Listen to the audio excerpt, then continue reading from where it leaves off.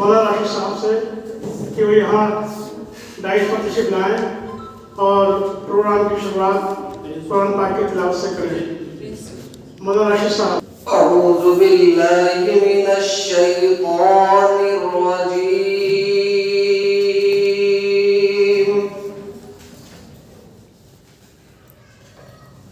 बिस्मिल्लाहिर रहमानिर रहीम।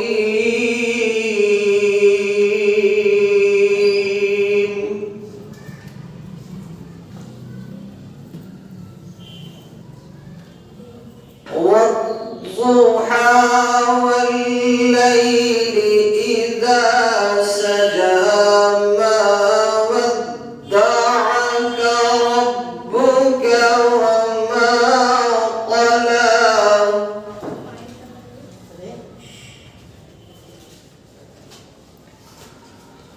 والضحى والليل إذا سجى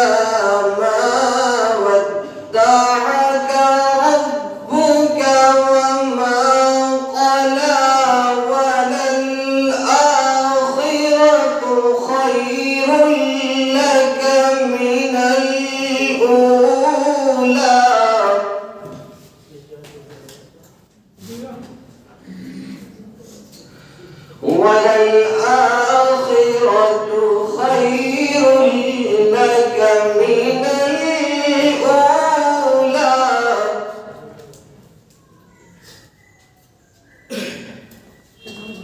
ولسوف يعطيك ربك فترضى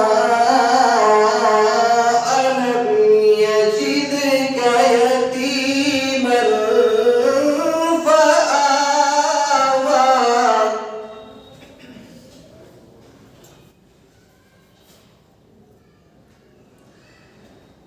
ووجدك ضالا فهدى ووجدك عائلا فأغنى ووجدك عائلا فأغنى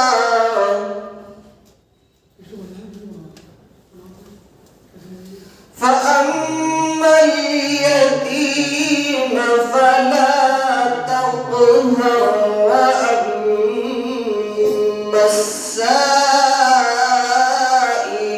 فلا تنهر وأما بنعمة ربك فحدث. صدق الله العظيم.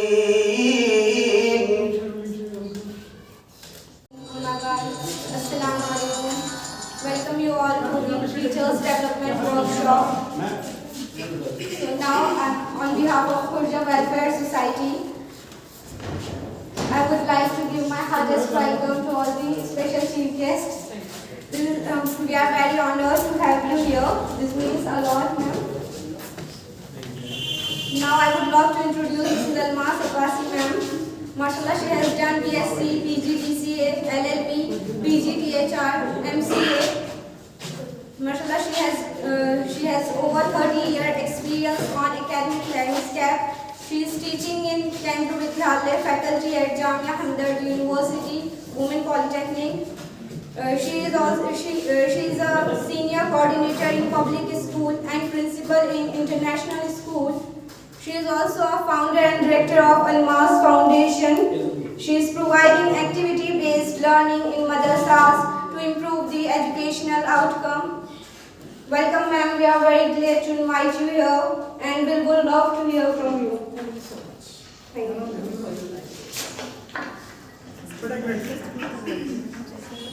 वो ऑटो हमें खुशी है कि हमारे पास आज दिल्ली से डॉक्टर अब्दुल फैज साहब जो ओपन जामिया हमदर्द यूनिवर्सिटी में जो open school and distance learning school है उसके इंचार्ज भी यहाँ मौजूद है। मैं उनका भी शुक्र अदा करना चाहूँगा और मैम को दावत होगी, मैम प्लीज़ अपने लेक्चर डिलीवर करें। शुक्रिया जी।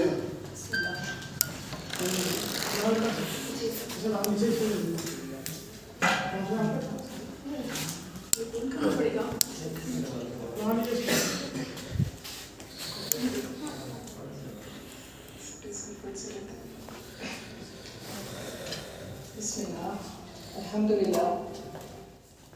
क्लियर है वॉइस? अस्सलातु वस्सलामु अला रसूलिल्लाह। एक बड़ी खूबसूरत दुआ है हम अल्लाह पाक से करते हैं कि अल्लाह पाक ऐसा इल्म से हमें बचाए जिससे कोई नफ़ा ना हो, और ऐसे कामों से भी हमें बचाए जो कबूल ना होते, है ना खूबसूरत दुआ? ऐसा इल्म जो हमारे किसी काम का ना हो, उससे अल्लाह पाक हमें बचाए। आज आपके साथ में जो एक सेशन नहीं बल्कि ये मेरे मन की बात है। मैं ऐसा सोचती हूँ, मैं आप लोगों के साथ में यहाँ इसीलिए आई हूँ, मैं अपनी टीचर फ्रेटर्निटी, आप सब टीचर्स हैं, मैं पूछना चाहती हूँ आपसे, क्या सचमुच इस प्रोफेशन को डेवलपमेंट की ज़रूरत है? बताइए। यस? आप क्या सोचते हैं कि टीचिंग एक प्रोफेशन है? टीचिंग एक प्रोफेशन है? मतलब ये अदर प्रोफेशनल को ग्रो करने में भी हेल्प करता है। यही तो आपको लगता है कि प्रोफेशन है? आप में से कितने लोग ये समझते हैं कि ये प्रोफेशन नहीं है, एक सर्विस है? कुछ लोग ऐसे भी हैं जो इसको प्रोफेशन ही नहीं मानते, एक्चुअली वो क्या मानते हैं इसको? सर्विस। आप में से होंगे कुछ लोग ऐसे जो इसको सर्विस की है। तो आप में से पहले तो ये कैटेगरी है कि कितने लोग इसको रियली प्रोफेशन मानते हैं, उनको तो सच में डेवलपमेंट की जरूरत है, और जो इसको एज ए सर्विस ले रहे हैं वो तो सेल्फ डेवलप करते ही रहते होंगे अपने आप को। सही है मेरी बात या कुछ गलत? सही है। और आप जो यहाँ टीचर है, जाहिर है जब आप किसी स्कूल में पढ़ाते हैं तो आप प्रोफेशनल ही हैं, ठीक है, या सर्विस की हैसियत से स्कूल में आते हैं। टीचिंग एक सर्विस है, लेकिन जब आपने किसी इदारे को, किसी ऑर्गेनाइजेशन को ज्वाइन कर लिया है, तब वो आपका क्या हो गया? वो प्रोफेशन भी हो गया आपका। सर्विस तो है ही आपकी, उसके लिए आपको किसी इदारे को ज्वाइन करने की जरूरत नहीं होती, है ना? या खिदमत करने के लिए आपको किसी पर्टिकुलर जगह जाना पड़ता है? नहीं। अगर आपने किसी इदारे के साथ टाई अप किया है तो ये आपकी ड्यूटी, आपका ये जिम्मेदारी आयद हो गई है कि अब आप एक प्रोफेशनल हैं और आपको उस लीडरशिप की जिम्मेदारी भी पूरी करनी है और साथ साथ अपनी सर्विस भी करनी है। यही है ना? आप सब लोग इससे एग्री कर रहे हैं? तो ये टीचर सीपीडी जो है, ये जो टाइटल आप देख रहे हैं, teacher CPD is C for continuing. Continuing clear है? आप सबको क्लियर होगा? कंटिन्यूअस यानी लगातार, सिलसिलेवार। लगातार में भी ये नहीं कि बस हो रहा है, बल्कि सीक्वेंशियली, किस वे से लगातार हो रहा है। अब आप कोई इमारत बनाने जाएंगे तो पहले आप विंडो तो नहीं लगा देंगे ना, सबसे पहले क्या करेंगे? बुनियाद बनाई जाएगी उसकी। तो सिलसिला में कैसा, जिसका एक सीक्वेंस हो, कंटिन्यूइंग। आप जब इमारत बनेगी तो सबसे पहले बुनियाद ही डाली जाएगी ना, फिर आप फाउंडेशन रख के फिर आप काम करेंगे, वॉल रखी जाएगी, फिर सिस्टम से होगा ना, तब जाके आपको इमारत दिखाई देगी। तो ये जो डेवलपमेंट होगा आपका, ये प्रोफेशनली कंटिन्यूइंग तो रहेगा, लेकिन उसकी भी एक सीक्वेंस होगी। आपको समझ आ रही है मेरी बात? उम्मीद है कि समझ आ रही होगी। और प्रोफेशनल आप समझ गए हैं कि जब आप किसी भी काम के, आपने कहीं पर ज्वाइन किया है, आपने कोई कमिटमेंट किया है, तो अब आप प्रोफेशनल हैं। आपको इस प्रोफेशन की सारी रिस्पॉन्सिबिलिटीज को करना होगा, ठीक है। थर्ड क्या है? D for development. डेवलपमेंट आप सब समझ गए क्या होता है? डेवलपमेंट ग्रोथ, बढ़ना उसी फील्ड, यानी लगातार आप जो काम कर रहे हैं सीक्वेंशियली अपने इस प्रोफेशन में तरक्की देनी है। तो ये कोई टॉपिक तो नहीं हुआ ना? है क्या टॉपिक? ये मेरे मन की बात है कि अगर हम अपने प्रोफेशन में कंटिन्यूअस काम नहीं करेंगे तो क्या हम ग्रो करेंगे? कोई भी काम करते करते होता है ना, करते करते काम बढ़ेगा ना। तो ये हमें टीचर्स को ये सीपीडी मस्ट है, जैसे इंजीनियर्स को मस्ट है, जैसे मैनेजमेंट में मस्ट है, से मस्ट। और मैं आपको कुछ इसमें गवर्नमेंट के लिए बताऊंगी कि गवर्नमेंट किस हिसाब से इसको लेके चल रही है। तो अब आप मेरी टॉपिक को अच्छी तरह समझ गए। CPD is continuing professional development.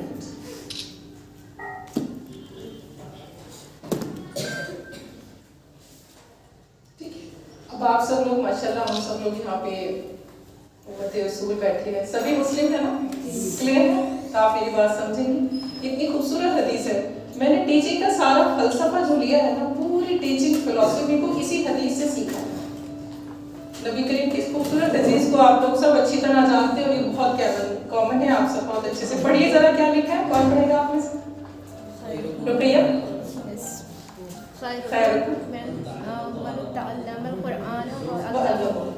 यानी आप में से सबसे अच्छा वो है जो कुरान को सीखता है और सिखाता है। एंड क्या है? And learn and teach. Quran Karim को ही सीखने सिखाने का क्या बताया गया? क्या उसूल हम कहाँ से ले रहे हैं? Learn and teach. ठीक है, लर्न यानी प्रैक्टिकली हमने उसे लर्न कर लिया। अब हमें क्या करना है? टेक्निकली हम B.Ed हो गए, टेक्निकली हमने MA कर लिया, हो गए। अब हमें क्या करना है? क्या करना है? सिखाना। सिखाना वैसे होता क्या है? What is the meaning of teaching? अपने नॉलेज शेयर। कोई बताएगा टीचिंग क्या होता है मुझे प्लीज? अब कोई ये सवाल जवाब का दौर नहीं है, ऐसे ही आपकी नजर में टीचिंग क्या है? अपनी नॉलेज शेयर करना, जो हमने सीखा है वो सीखना। मैं किसी एक्सपीरियंस टीचर से सुनना चाहूंगी। प्लीज आप बैठे बैठे ही जवाब दें। आपकी नजर में टीचिंग क्या है?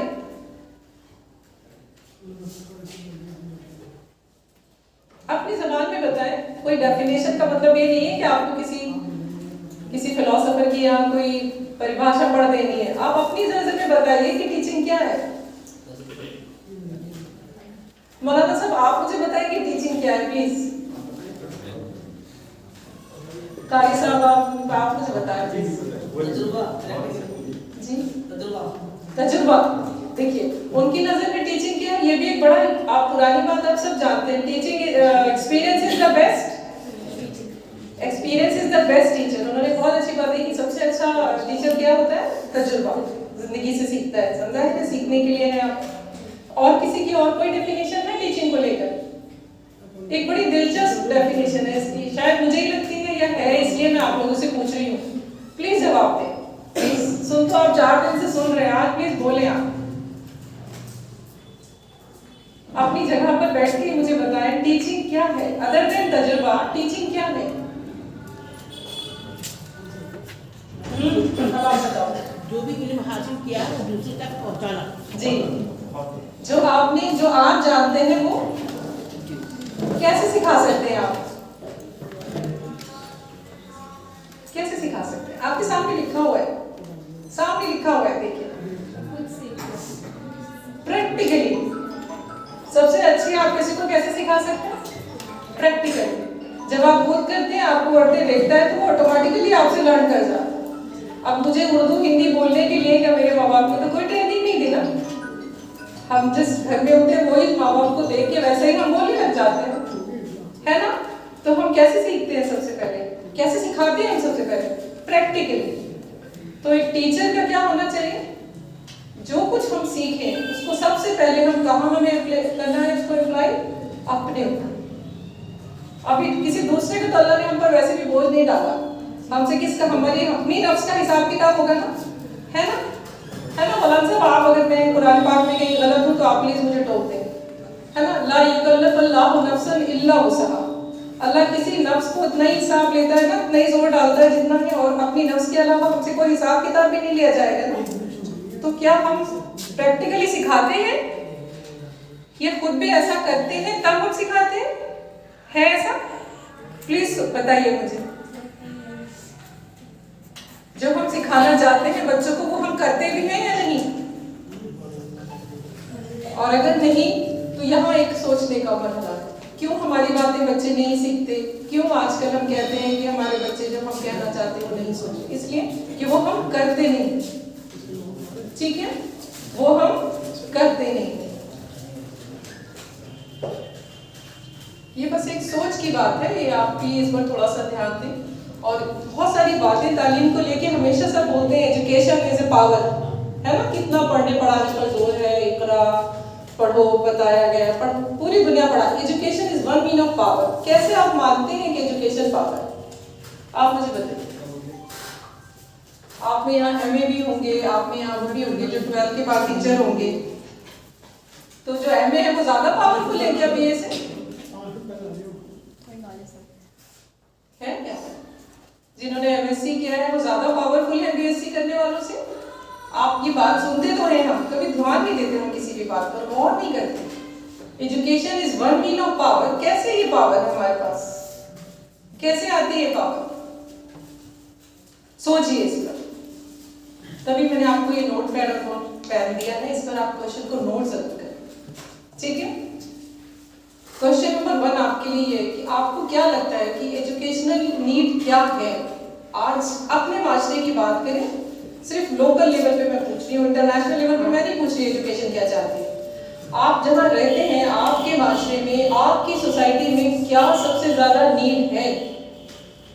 आप बहैसियत टीचर क्या सोचते हैं कि तालीम में क्या चेंजेस आने चाहिए?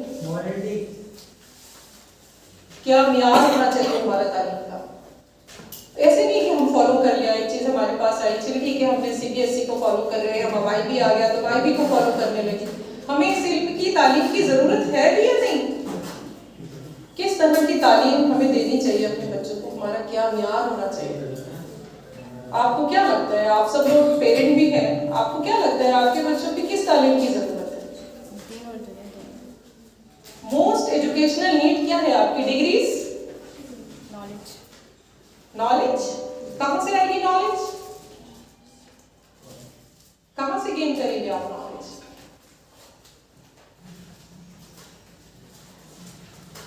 है कोई किताब आपके पास? है, अल किताब है आपके पास? इल्म भी है? फिर हम पीछे क्यों हैं? नॉलेज का खजाना हमारे पास मियार में दिया गया है, इवन प्रैक्टिकली बता दिया गया है हमें। उसके बावजूद भी अगर हमें कोई ये कहे कि आपकी समाज या आपका माशरा, यहाँ मुसलमान तालीम में पीछे है, तो इससे खराब बात हमारे लिए कोई नहीं हो सकती। हमें टीचर भी मिला है, हमें किताब भी मिली है, हमें मियार भी मिला है, लेकिन हम ऐसा करते नहीं। हम करते क्या है? जो दूसरा करता है, और फिर चाहते क्या है? रिजल्ट पहले बात है ना। यही कंफ्यूजन है ना हमारी सोसाइटी में। अब प्लीज अगर आप में कोई भी दूसरी राय रखता है तो प्लीज बताएं, क्योंकि मैं यहाँ पर सिर्फ बात करनी आई। मैंने आपसे कहा ना, मैं अपने मन की बात करने आई। मेरा अपना जो इंटरेस्ट है, मेरा अपना जो शौक है वो मदरसा है। मेरा जो काम करने की जगह है ना वो मदरसा है, ठीक है? इसलिए मैं पूछना चाहती हूँ सारे लोगों से कि आपको क्या लगता है कि आपके लिए तालीम का मियार क्या होना चाहिए और आपके लिए डेवलपमेंट क्या है? सामने आप स्लाइड को भी देखते रहें प्लीज। हाँ, डेवलपमेंट मींस क्या हुआ? ग्रोथ, बढ़ना। कैसे पता चलेगा कि आपके पास पावर आई है? ये 4 मियार मैंने यहाँ लिखे हुए हैं। ये 4 चीजें अगर आपको नतीज आपके ये नहीं आ रहे तो इसका मतलब क्या है कि आपके पास पावर नहीं। नंबर 1, अगर आपका पॉजिटिव और प्रोग्रेसिव एटीट्यूड नहीं, यानी आप आगे बढ़ना ही नहीं चाहते, आप किसी बात को अच्छी तरीके से लेते ही नहीं, आपके अंदर क्या है पहले से ही, क्या है कहते हैं, मानने का जज्बा ही नहीं है, कुछ पॉजिटिव आप है ही नहीं, तो आप क्या कभी तरक्की कर सकते हैं? कभी ग्रोथ हो सकती है आपकी? क्या हमारा माइंडसेट ऐसा है क्या? ये सब हम अपने लिए, मैं अपने लिए पहले और आपके लिए बाद में कह रही हूँ, इसलिए मैंने कहा कि ये मेरे दिल की बात है। आप इस पर जरा ध्यान दें जो मैं बोल रही हूँ, ये बस अपने ऊपर। और दूसरा सेल्फ एक्चुअलाइजेशन। सेल्फ एक्चुअलाइजेशन मतलब क्या अपने आप को मोल्ड करने की हमारे अंदर काबिलियत है? क्या हम किसी की बात सुन के अपने अंदर कोई तब्दीली ला सकते है क्या? तीसरा, एक्टिव सिटीजनशिप। क्या हम एक्टिव सिटीजन हैं अपने मुल्क के? है? कितनी पसमानदा हमारी कम्युनिटी को कहा जाता है, कितनी लोअर ग्रेड से हमें देखा जाता है। हमारे पास डिग्रीज की कमी नहीं है, हमारे पास क्या नहीं, सब कुछ है ना? पैट्रियटिज्म है। जब हमने अल इल्म से, कुरान से, सीखा ही नहीं है तो कुछ भी नहीं मिलेगा। आप MSc, PhD, डबल PhD कुछ भी कर लें, असल आपको क्या करना है, कहाँ से लेनी है नॉलेज। पहले तो अपना सोर्स ठीक करिए, सोर्स कहाँ से लेनी है, सीखनी है। ये भी दुनिया उसी के जरिए आप सीख सकते हैं। अगर आप अपनी मेन पावर से आपका कनेक्शन ही नहीं है, आप कनेक्ट ही नहीं है, तो आप कोई मशीन काम करेगी। आप बड़े से बड़े सिस्टम लगा दीजिए, अगर आप उसे मेन पावर से कनेक्ट नहीं करेंगे तो क्या कुछ नताइज मिलेगा? नहीं ना। क्या रीजन है कि आज हम इतना सब डिग्री, इतना स्कूल कॉलेज होने के बावजूद भी पिछड़े हुए माने जाते हैं? क्या लैक ऑफ एक्शन। क्या छोड़ दिया हमने? क्या छोड़ दिया हमने? अपनी किताब छोड़ दी ना। बताइए ये गलत है या सही? प्लीज लाउड, मुझे लगेगा कि आप मुझसे एग्री करें। अगर आप जवाब देंगे तो मुझे लगेगा कि हाँ मैं ठीक हूँ। सही है? अभी आवाज नहीं आई। बिल्कुल सही है। सही है मैडम। सही है। हमने छोड़ी है ना अपनी नॉलेज, डिग्री और ये सब हमें करना है, लेकिन असल हमारी जो चीज थी उसे हमने छोड़ दिया है, जिसके नताइज में आज हमें इतनी जो भी कहें आप इसको, बेइज्जती कहें, जलालत कहें, जो कहें, मिल रही है। तो अब आप समझिए मुझे कि मैं आपको ये समझाना चाहूंगी अपने तजुर्बे से, ये आपको किसी किताब में नहीं मिलेगा, इसलिए नजर आप सामने स्क्रीन पर रखें। एक टीचर की जिंदगी में, टीचर डेवलपमेंट वर्कशॉप है ना आपकी, तो एक टीचर के लिए ग्रोथ करने के लिए 3 स्टेजेस आती है, ठीक है। नंबर 1, आप इसे नोट करते जाए प्लीज, और नोट जरूर बनाइए, आपके काम आएंगे इंशाल्लाह। सबसे पहली स्टेज होती है सर्वाइवल स्टेज। जब आप, और टीचिंग में आपको बता दूं, मेरी नजर में जो टीचिंग की डेफिनेशन है ना, वो दूसरों को सिखाना बिल्कुल नहीं है। मेरी नजर में टीचिंग एक ऐसा अमल है, एक ऐसा प्रोसेस है जो दूसरों को सीखने में मदद करता है। क्या है टीचिंग? टीचिंग ऐसा प्रोसेस है जो लोगों को सीखने में मदद करता है। उस लोगों में हम खुद भी आते हैं, हम प्रैक्टिकली करते हैं तो हम सीखते हैं। सर्वाइवल स्टेज, ये पहली स्टेज होती है जहां हमें क्या करना होता है टीचर को? Self assessment. सबसे पहले क्या असेस करना होता है? अपने खुद को असेस करना होता है, ना कि हमें इदारे को असेस करना होता है कि या हमें क्या हो रहा है क्या नहीं हो रहा, ठीक है, खुद को। और इसके लिए खुद को डेवलप करने के लिए क्या टर्म यूज कर रही हूं मैं? पर्सनालिटी डेवलपमेंट, ठीक है। वैसे भी पर्सनालिटी डेवलपमेंट तो हर एक के लिए जरूरी है, जरूरी है ना। और कैसे की जाती है पर्सनालिटी डेवलपमेंट? कैसे सेल्फ असेसमेंट करें? कैसे बताएगा आपको कोई आप कहाँ जा रहे हैं, ठीक जा रहे हैं, नहीं जा रहे? कौन बताएगा आपको? ठीक है, आपको समझ आ गया सर, मैं थोड़े खड़ी हो जाऊं?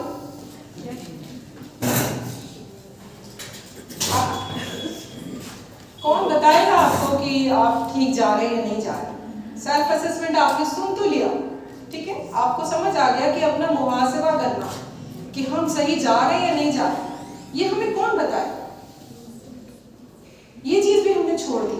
कौन बताएगा? जानते कौन बताता है? इसके लिए भी हमारे रसूलुल्लाह ने हदीस दी कि हर मोमिन दूसरे मोमिन का आईना होता है। क्या होता है मोमिन मोमिन का आईना? क्या बताता है आपको? आप सब तैयार होते हैं, खड़े होते हैं, सबसे पहले किसके पास जाते हैं? आईने के पास। आईना आपको क्या बताता है? आज अगर हमारा कोई सीनियर हमसे कहे कि आप में ये फॉल्ट है, तो क्या आप सुनेंगे? नहीं। आपके घर में कोई आपसे कहे कि आप में ये बुराई है, तो आप सुनेंगे? नहीं ना। तो हम सेल्फ असेसमेंट की स्टेज पे ही नहीं कामयाब रहेंगे, आगे तो बात ही नहीं, प्रोफेशनल तो तुम आ ही नहीं पाएंगे। पहले तो हमें अपने सेल्फ पर काम करना है, अपनी पर्सनालिटी को डेवलप करना है, ठीक है। मेरी बात आप समझ रहे हैं? इसके लिए आपको मानना भी चाहिए, किसी की बात सुनना भी चाहिए। आपकी कमियां कौन बताएगा? आप बताएंगे अपनी कमियां को? दूसरा बताएगा, ठीक है। इसके लिए हमें दूसरे की सुनने की भी आदत होनी चाहिए, चाहे वो अपने बड़े हों, अपने बुजुर्ग हों, अपना लीडरशिप हो, अपनी प्रिंसिपल हो, अपने सीनियर्स हो, जो आपसे ज्यादा जानता है, जो आपसे ज्यादा तजुर्बा है जिसको, उसकी बात माननी भी आनी चाहिए। आप चाहे कितने टैलेंटेड हो, माना आप यंग है, आपके पास IT है, आप सब कुछ जानते हैं, लेकिन जो एक तजुर्बेकार टीचर आ रहा है उसकी मानने की भी आपको आदत होगी, क्योंकि वही आपकी गलतियां भी बताएगी। मैडम एक शेर बोलूं जी खुदी को कर बुला जी जी, निकला। वो मैंने नोट किया हुआ है, इससे अच्छा तो कोई शेर ही नहीं है। अच्छा जी जी बहुत बेहतर है जी। जी, ये खुदी क्या है? ये जो अल्लामा इकबाल साहब ने बोला है, सब क्या होता है खुदी? मैं यंग लड़कियों से पूछना चाहूंगी, खुदी क्या होती है? यंग में मुझे आगे आप ही लोग दिख रहे हैं, और भी होंगे। खुदी क्या होती है? शेर तो सब पढ़ते हैं, खुदी क्या चीज होती है? Yes, self. ठीक है, सेल्फ। तो अपने आप को कितना बुलंद करो, कितना बुलंद करो कि अल्लाह ताला भी कहे कि क्या चाहते हो। तो अल्लाह ताला कब कहेगा? अपने आप को बुलंद करने से या खुद अल्लाह के साथ कनेक्ट रहने से भी? अल्लाह के साथ कनेक्ट रहते हुए खुद को बुलंद करेंगे तब तो अल्लाह ताला हमसे पूछेंगे ना कि बता क्या रज़ा है, क्या चाहते हो। तो अपनी सेल्फ को पहले अपने ऊपर इतना काम करना है। एक अच्छा टीचर, एक अच्छे टीचर के लिए पहले एक अच्छा इंसान बनाना है। और देखिए मैंने यहाँ एक पॉइंट लिख दिया आपको। अब आप कैसे करेंगे अच्छा इंसान बनने के लिए? क्या करेंगे? दो तरीके हैं, व्हाई एंड हाउ। क्यों करेंगे आप अच्छा काम? अल्लाह की रजा के लिए करेंगे तो ही अच्छा कर सकते हैं। ठीक है, और कैसे करेंगे? हाउ, अच्छा कैसे करेंगे? जब आप ये जानेंगे कि हमारा रिकॉर्ड हो रहा है, कोई हमारे अच्छे अमालों को लिख भी रहा है। किसको अपॉइंट हुआ है अल्लाह पाक ने आपके अमालों को लिखने के लिए? किसको किया हुआ है कोई? है ना? The most respectful writers are writing your records, not only in school, हर जगह। आपको इकरा, जब आप दुनिया में इकरा करते हैं ना, तो आखिरत में क्या इकरा करना है आपको? इकरा किताबक। अल्लाह पाक क्या फरमाएंगे? इकरा किताबक, पढ़ अपनी किताब। वो किताब क्या होगी? हमारे अमाल, यानी हमारे एक्शन। तो हमेशा अपने एक्शन को ध्यान रखेंगे कि हमें ये रिकॉर्डिंग हो रही है हमारी, और हम क्यों कर रहे हैं ये काम। तो हम हमेशा अपने सेल्फ पर काम कर पाएंगे। सिर्फ यही दो रीजन है जिससे हम अपने आप को अच्छा बना सकते, और तीसरा कोई रीजन नहीं। मैं आपको इम्प्रेस करने के लिए, आप मुझे इम्प्रेस करने के लिए कभी हम अच्छे नहीं बन सकते। ठीक है, जब तक अल्लाह पाक हमारे दिल में एक दूसरे के लिए नहीं डालेगा इज्जत और इकराम, हम किसी की इज्जत कर सकते हैं क्या? बताइए। तो सेल्फ पे काम करने के लिए फॉर्मूला आपको सेटिस्फाइड है इससे? है? मैं यंग लड़कियों से भी ज्यादा बात करना चाहती हूँ। सुन रही हैं आप मेरी बात? समझ भी रही हैं? और जब आप कोई टीचिंग किसी प्रोफेशन में आते हैं तो आपकी जो तकाजे होते हैं ना, वो आपको पूरे करने पड़ते। जाहिर है आपने कोई रिस्पॉन्सिबिलिटी उठाई है तो उसकी जो रिक्वायरमेंट है वो आपको पूरी करनी है। Am I right? और इसके लिए मैं करती हूँ वही मैं आपको बताता हूँ। इसके लिए सिर्फ क्या करना है? खुद पे भरोसा नहीं करना है। भरोसा किस पे करना है? जोर से बोलिए, अल्लाह। बहुत आसान है, कितना आसान है, कितना मुश्किल हमने इसको बना दिया। खुद को निखारना इतना मुश्किल हो गया हमारे लिए। हम हर काम वो करते हैं और एक जो मेन काम है वो हम नहीं करते। करना क्या है? अल्लाह ने हमारे लिए सब कुछ दिया, हर चीज फैसिलिटेट की है दुनिया में। हमें करना क्या है? सीखना है। सिर्फ नई चीजों को सीखिए, क्योंकि अपने आप को और ज्यादा इधर उधर कंप्लेन नहीं करिए। इसकी तेरी मेरी सारी कंप्लेन छोड़ दीजिए। आपका फोकस क्या रहना चाहिए? योरसेल्फ। सबसे ज्यादा आपका फोकस किस पे रहना चाहिए? अपने आप पर।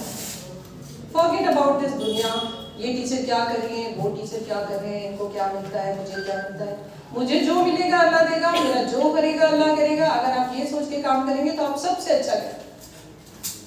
और अगर आप दूसरों को देख के दूसरों को आपने मियार सेट कर लिया कि वो टीचर ऐसा करती है तो मैं ऐसा करूंगी, तो आप कभी नहीं कर पाएंगे। या आपका लीडरशिप आपसे क्या चाहता है, आपने उनके साथ क्या कमिटमेंट किया है, क्या तकाजे हैं उनके। आपके जब स्कूल में आए थे तो आपने क्या कमिट किया था? ये तो नहीं कहा था कि मैं उस टीचर को देख के करूंगी, या मैं ऐसे कुछ पार्टी बना लेंगे, कुछ ग्रुप बना लेंगे कि इस टीचर की ये 10 बच्चे, इस टीचर की ये 10 बच्चे, क्योंकि हमें बाद में ट्यूशन पढ़ाना है ना। ये है क्यों है? ये सब कुछ क्यों है हमारे पास? ये पता है, ये कभी सिर्फ मैंने तमाम जिंदगी गैर लोगों के साथ में रही हूँ और अफसोस के साथ ये कहना पड़ता है कि ये सिर्फ हमारे ये निफाक सिर्फ हम ही में पाया जाता है, उनमें नहीं। तो इसके लिए देखिए दुआ है, इन दोनों दुआओं का मुझे बहुत असर मिला है, तो मुझे लगता है कि मैं आपको ज़रूर बताऊँ। अल्लाहुम्मा ला सहला इल्ला मा जअलतहु सहला, कि अल्लाह ताला कोई चीज़ भी जो है आसान नहीं है जब तक कि आप ही उसे आसान न कर पाए, ठीक है।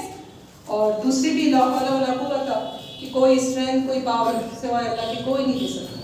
इस दुआ को बस होल्ड कर लीजिए कि कोई हमें कुछ नहीं दे सकता, जो देगा तो हमें क्या करना है, अपने ऊपर काम करना है। सिर्फ सबसे पहली स्टेज, अगर आप एक अच्छे टीचर बनना चाहते हैं तो आपको पहले सेल्फ पे काम करना है। आप इसके बाद अगर आपने अपनी सेल्फ पर काम कर लिया, ठीक है, आपकी पर्सनालिटी डेवलपमेंट हो गया, तब आप दूसरी स्टेज पर आएंगे टीचिंग की, जिसको हम बोलते हैं टास्क स्टेज। ये मेरे बहुत पर्सनल नोट्स हैं, इसलिए मैं आपसे बार बार कह रही हूँ कि आप अगर इसको लिख लेंगे तो मुझे अच्छा लगेगा। ये आपको किसी बुक में नहीं मिलेगा। ये टास्क स्टेज वो स्टेज होती है जब सच में एक अच्छा इंसान कुछ काम करना चाहता है, ठीक है। जब एक खुद से अच्छे होंगे, हम काम करना चाहेंगे तो हम खुद ही रिसर्च करेंगे, क्योंकि हमें क्या करना है, और अच्छा करना चाहते हैं, हम और अच्छा करना चाहेंगे, हम और किताबें सर्च करेंगे, हम और देखेंगे कि वो मैम कैसे पढ़ाती हैं, उनके बच्चे इतने खुश क्यों रहती हैं, दूसरे स्कूल में ये मैम कैसे पढ़ाती हैं, वहाँ के बच्चों की किताबें मंगाएंगे, इनके स्कूल में क्या चलता है, हम रिसर्च करेंगे पर्सनल लेवल पर, क्योंकि हम क्या है, रेडी टू टेक रिस्पॉन्सिबिलिटी। अब जब हम सर्वाइवल स्टेज से निकल कर आ गए हैं, तो अब हम रेस्पॉन्सिबिलिटी की स्टेज में आ गए, तो यहाँ हम काम करना शुरू करते हैं प्रोफेशनली, ठीक है। तो अब हमें किसकी जरूरत पड़ती है, अब हमें प्रोफेशनल डेवलपमेंट की जरूरत है। अगर आप सर्वाइवल स्टेज में प्रोफेशनल डेवलपमेंट ले लेंगे तो आप हमेशा फेल रहेंगे। क्यों? क्योंकि आपने उससे पहले पर्सनालिटी डेवलपमेंट नहीं किया, ठीक है।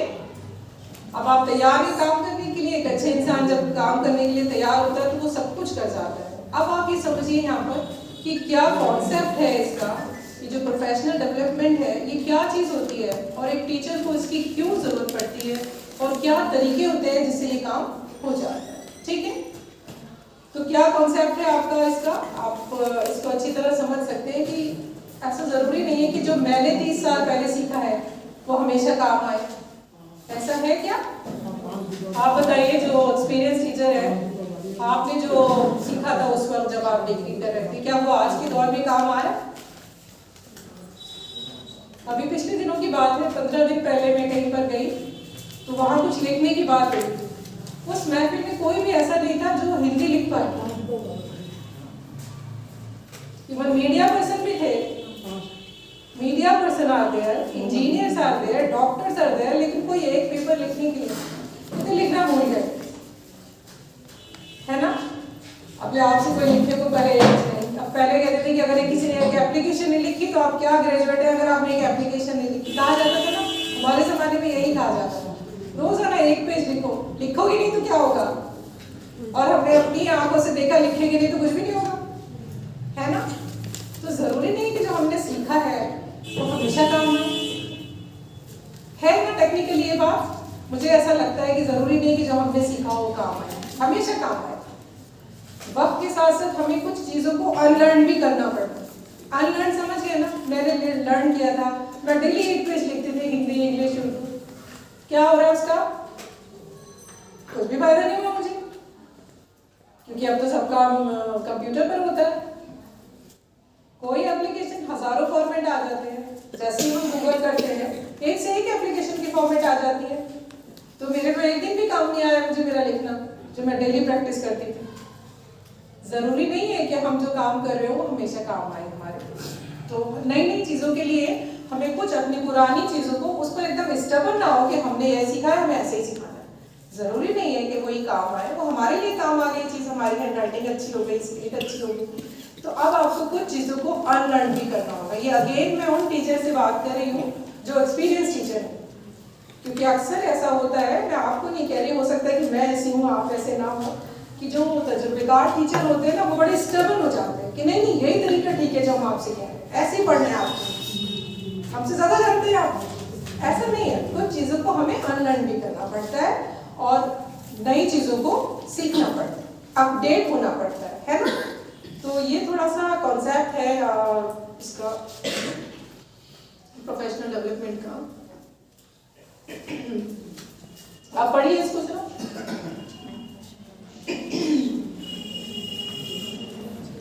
है ना? कोई गारंटी नहीं ले सकता कि जो कुछ आपने सीखा है वो जिंदगी भर आपके काम आए, कोई गारंटी नहीं ले सकता। अब आप देख ही रहे हैं कि जमाना कितनी तेजी से आगे जा रहा है।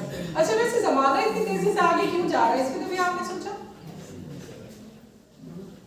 इससे पहले क्या जमाना स्लो चलता था? घड़ी की स्पीड तो तब भी यही थी, 1 घंटे में तो 60 ही मिनट होते थे हमेशा से। अब जमाना तेजी से क्यों हमें लग रहा है?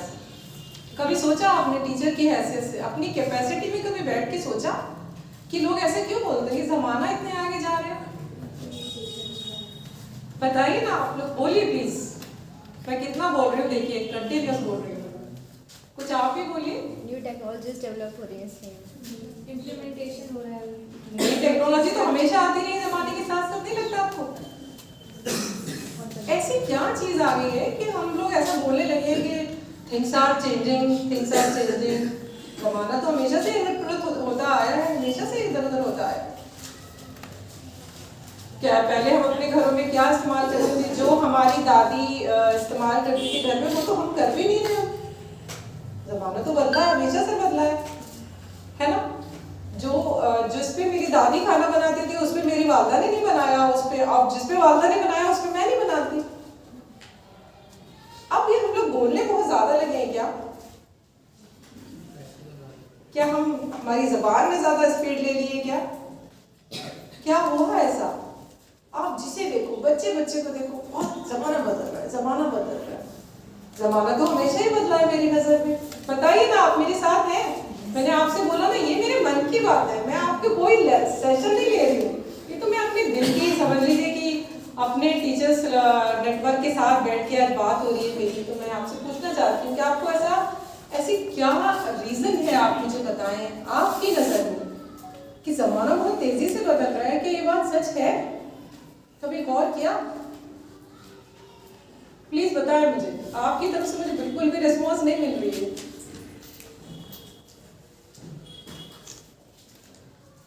बताइए ना, ऐसा क्या चीज हुई है? थोड़ा तो सोचिए। एक मोड ऐसा आया है जो मतलब ऑल ओवर सभी यूज कर रहे हैं, जिसके थ्रू हर चीज के बारे में कहीं ना कहीं सबको नॉलेज बढ़ रही है।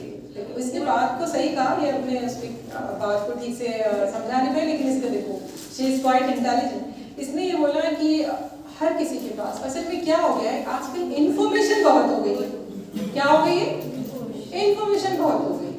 एक दूसरे के बारे में, यहाँ से बैठ के आप यूके के बारे में, यहाँ से बैठ के यूएसए के बारे में, क्या हो गई है हमारे पास? इंफॉर्मेशन बहुत हो गई है। पहले क्या होता था? पहले इंफॉर्मेशन इतनी नहीं होती थी तो लोगों को लगता था कि दुनिया नहीं बदल रही है। अब क्या हो गया? दुनिया बिल्कुल नहीं बदल रही है, इंफॉर्मेशन बहुत हो गई है हमारे पास।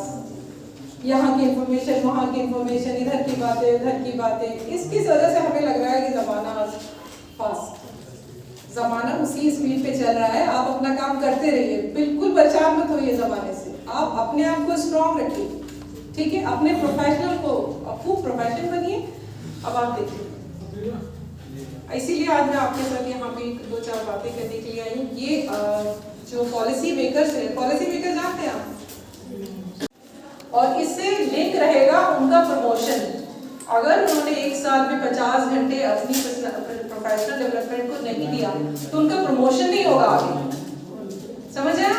तो अब हमारे पॉलिसी मेकर ने जो नई पॉलिसीज आई है उसमें इसको कंपलसरी कर दिया। इस तरह की वर्कशॉप को, इस तरह के इंडक्शन प्रोग्राम को, वर्कशॉप को कंपलसरी कर दिया। ठीक है?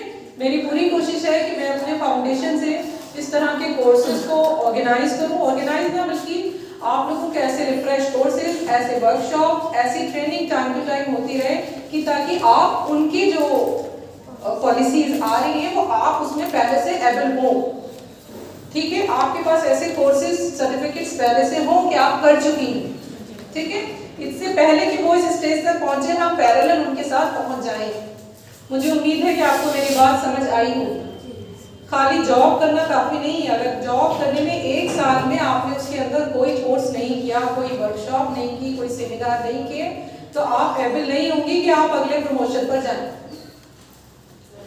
और स्कूल का भी पूरा सिस्टम नई एजुकेशन पॉलिसी में चेंज हो रहा है। अब बच्चा 3 साल का आएगा, 5 साल तक फाउंडेशनल ईयर करेगा।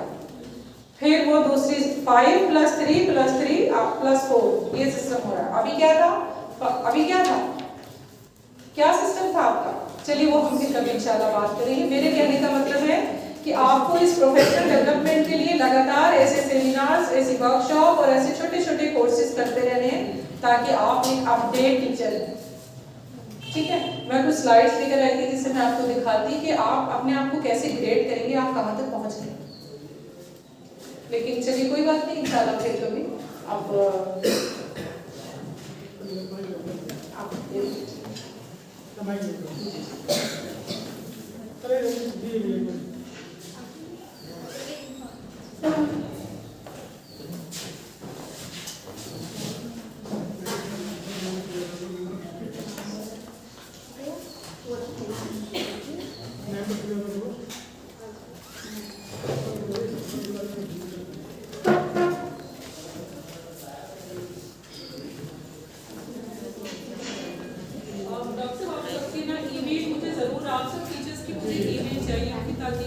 आगे जो भी कोर्सेज मैं डिज़ाइन करूँ या जिस तरह के मॉड्यूल मैं रखूँ तो मैं एक बार आपसे थोड़ा सा उस पर डिस्कस करना चाहूँगी कि आपकी क्या रिक्वायरमेंट है, आपके माशरे की है। ठीक है, इसलिए आप लोग अपना ईमेल सभी यूज़ करते होंगे, मुझे उम्मीद है आपको, तो सब अपना ईमेल आईडी ज़रूर मेरे लेके आप जाए। मैं अपनी तरफ से बाकी सभी टीचर्स की तरफ से बहुत शुक्रिया अदा करना चाहती हूँ। इंशाल्लाह मैं उम्मीद भी करती हूँ कि आज आपने हमें जो बताया है उस पर हम अमल करें, अपनी ट्रेनिंग पर भी और अपनी ज़िंदगी में भी। तो thank you so much ma'am. Ma'am के लिए बात बोलना ताली हो जाए भाई। मैम ने कुछ चीज़ें लैंग्वेज में आपसे बातचीत करते हुए आपके बहुत कुछ समझाया सिखाया है, और मैं तो समझता हूँ आपसे ये मैम से और आपकी एक तारुफी मीटिंग है। आज कोई ये कोई इलेक्शन नहीं था आपके लिए, ये तो आपका हम लोगों का एक दूसरे से ताल्लुक हुआ है। और मैं गुजारिश करूँगा मैम से कि आइंदा भी अपना कीमती वक्त हमारे टीचर्स के लिए निकालें। और मुझे मिला जैसे आज यहाँ टीचर्स माशाल्लाह इतनी बड़ी तादाद में आई हैं, हमेशा जब भी मैम आएंगी सभी लोग पूरी जोश के साथ उनके साथ मीटिंग में शामिल होंगी।